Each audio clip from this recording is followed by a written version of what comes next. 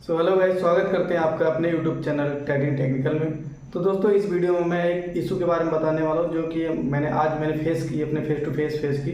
वो हमारा जो इशू है सर्वर से रिलेटेड है। जो हमारा सर्वर का मेन पीसी, जो बड़ा सा पीसी एक बार मैंने दिखाया था, जो मैं क्लीन करते हुए उसको दिखाया था कि सर्वर एक्चुअल में होता कैसा है, उसमें जो पीसी लगे होते हैं कैसे होते हैं, मैंने पार्ट वाइज तो सबके बता दिए कि इसमें रैम कौन सा लगता है।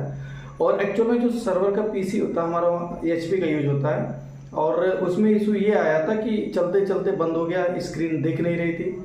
और उसमें इशू क्या था, मेन इशू क्या था, मैंने उसकी फ़ोटो क्लिक की। मैं उसको पूरा वीडियो दिखाऊंगा और मैंने सर्वर की दिखाऊंगा कैसे कैसे किया। अगर मेरे चैनल पर नया तो चैनल को सब्सक्राइब कर लीजिएगा। वीडियो अच्छा लगे तो वीडियो को लाइक कर लीजिएगा और कमेंट करना मत भूलिएगा। चलिए वीडियो दोस्तों, क्या हुआ कि जो हमारा सर्वर है उसमें हमारे पीसी जो चलती है, मतलब बहुत सारे पीसी को मिलके एक नेटवर्क बना के एक सर्वर हम बनाते हैं, जिससे हम सारी चीज़ें हम प्रोवाइड करते हैं। जो हमारा वहाँ पे स्विच भी लगे होते हैं, प्लस राउटर भी लगे होते हैं, हब भी लगे होते हैं, बहुत सारी चीज़ें उससे कनेक्ट होती है हमारी पीसी से। और उसमें क्या हुआ कि अचानक चलते चलते हमारी पीसी बंद हो गई। ठीक है, बंद होने के बाद उसका जो डिस्प्ले, मतलब पीसी ऑन तो हो रही है पर उसका डिस्प्ले नहीं आ रहा था। तो इस केस में मैंने क्या किया कि सबसे पहले रैम पूरा निकाला, एक एक रैम करके साफ करके लगाया, प्लस एक रैम निकाला, दूसरा साफ के दूसरा लगा, तीसरा, उसमें ऐसे ऐसे करके 4 3 7 8 रैम लगे हुए थे और सब 16 GB के थे। ठीक है, तो जैसा कि आप जानते ही हैं कि हाँ, रैम अच्छा खासा होता है उसमें।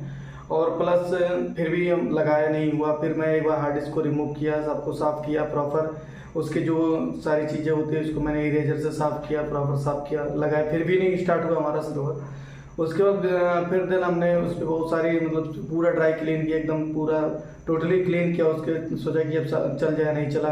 फिर अब डायरेक्ट तो हम विंडो फॉरवर्ड नहीं कर सकते बिकॉज हमारी डिस्प्ले तो आ नहीं रही है और सर्वर चल रहा है, उसे हम पूरा डेटा दे रखे हैं प्रोसेस में, तो ऐसे हम फॉर्मेट करेंगे तो थोड़ा दिक्कत हो जाएगी। तो इन सबको देखते हुए फिर एक बार उसे कनेक्ट किया।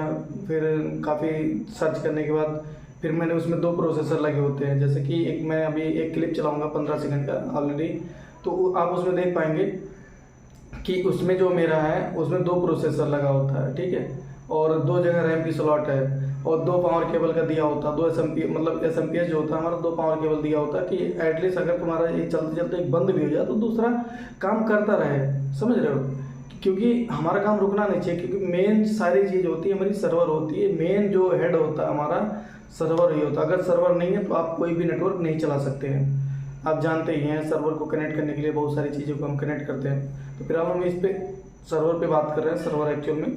तो वो इशू क्या था, तो जो हमारा माइक्रो प्रोसेसर है मैंने उसे निकालने के बाद उसे कनेक्ट किया मैंने, और तो फिर मतलब चल गया, पहला वाला तो चल गया। फिर दूसरा मैंने उसे निकाला तो उसका जो सर्वर की जो स्लॉट होती है, नीचे जो पिन होती है उसमें शायद 256 समथिंग इतना पिन होता है उसमें सर्वर में। ओके, तो प्रोसेसर के नीचे एक जो पतली सी चिप होती है उसमें,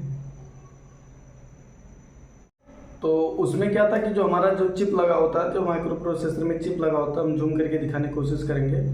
उसमें जो चिप लगा होता है उसका एक पिन टूटा हुआ था, जिसकी वजह से मेरा पूरा सर्वर बंद हो गया था। ओके, तो मेरा कहने का मतलब ये टोटल फाइनली कि जब भी आपका सर्वर का पीसी हो या नॉर्मल पीसी हो या लैपटॉप हो, वो चलते चलते बंद हो जा रहा, तो सबसे पहले हम रैम चेक करते हैं कि हमारा इशू मेन कहाँ से आ रहा है। रैम सबसे पहले तो इशू रैम से ही आती है। रैम चेक की है, सारी चीज़ अटैच करके डिसअटैच करके सारी चीज़ लगा दी, क्योंकि उसमें देखो हमारा 8 रैम लगे हुए थे, 4 इसमें 4 इसमें 8 रैम लगे थे। तो मैं एक निकाल के एक लगाता था, एक निकाल के एक लगाता था, जिससे मैं चेक कर लिया कोई एक पार्टिकुलर एक रैम ना खराब हो। फिर मैंने 4 निकाल के चेक कर लिया, उसमें भी नहीं खराब था, मतलब हमारा रैम पूरा वर्किंग था। फिर क्या था, हार्ड डिस्क में देख लेते हैं हार्ड डिस्क सपोर्ट करेगी नहीं करेगी। ऐसे मेन इशू आना नहीं चाहिए, क्योंकि अगर हार्ड डिस्क सपोर्ट नहीं करती तो हमारा विंडो जो होता है ना, कुछ थोड़ा बहुत हमारे डिस्प्ले पे लाइट आती है, पर ऐसा कुछ नहीं हो रहा था। तो फिर फाइनली ये पता चला कि इसका जो मदरबोर्ड हो। वीडियो में बने रहने के लिए बहुत बहुत धन्यवाद आपका। अगर मेरे चैनल पर नए हैं तो प्लीज़ चैनल को सब्सक्राइब कर लीजिएगा।